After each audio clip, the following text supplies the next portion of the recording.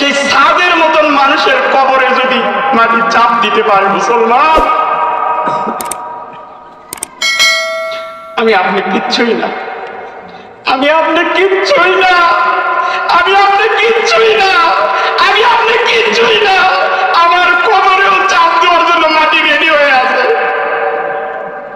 যদি এতটুকু যদি ওয়াজ বুঝে আসে, এতটুকু যদি ওয়াজ বুঝে আসে, যেই সাহাবীর লাশ সাহাবারা না, যেই সাহাবীর লাশ ফেরেশতা বহন করলো, যেই সাহাবী দেখে আল্লাহ হাসে দেবে, যেই সাহাবীকে দেখার জন্য আল্লাহ 70,000 ফেরেশতা পাঠিয়ে দিয়েছে, সেই সাহাবীর কবরে যদি মাটি চাপ দেওয়ার জন্য আসে, আমি যতই বড় ইমাম হই না কেন আমারও কবরে আসবে চাপ দেওয়ার জন্য। কথা বলেন ঠিক না বেটি?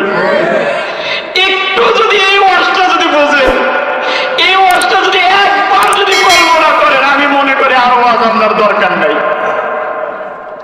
এজন্য মুসলমান একটু আজকে মাহফিল থেকে শিক্ষা নেন। আল্লাহ একদিন তো সাদা কাপড়ের কাপড় তুমি পরা ভাই, একদিন তো আমার আত্মীয় স্বজন আমাকে বিদায় দেবেই দেবে। এমন একটা বিদায়, মা সন্তানকে বিদায় দিতে হয়, সন্তান বাবাকে বিদায় দিতে হয়, স্ত্রী তার স্বামীকে বিদায় দিতে হয়। এমন একটা বিদায়, এমন একটা বিদায় মুসল্লি ইমামকে বিদায় দিতে হয়, ইমাম তার ভালোবাসার মানুষ মুসল্লিদেরকে বিদায় দিতে হয়।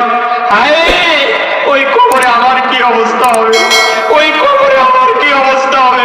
আজকে আমার কথায় চলতেছে দুনিয়া, আজকে আমার কথায় বসতেছে মানুষ, আজকে আমার কথায় চলতেছে মানুষ, ওই কবরে তাহলে আমার কি অবস্থা হবে একটু ভাবার দরকার মুসলমান।